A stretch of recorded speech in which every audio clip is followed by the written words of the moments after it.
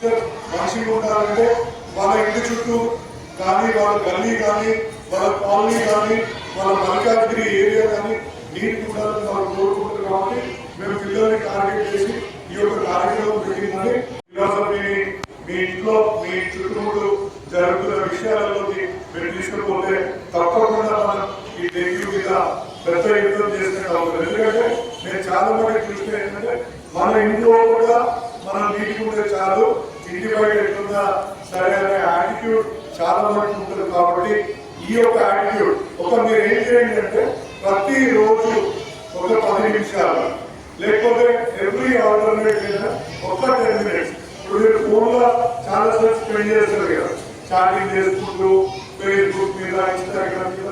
నాకు తెలిసి screen time ఒక్కొక్కరి మీద మినిమం 1 hour కదా, ఎందుకంటే 2 hours 3 hours 1 hour screen time ఉంది కదా. స్క్రీన్ టైం ఐడియా ఉంది కదా, ఉందా వాయిస్ స్క్రీన్ టైం అంటే తెలుసు కదా.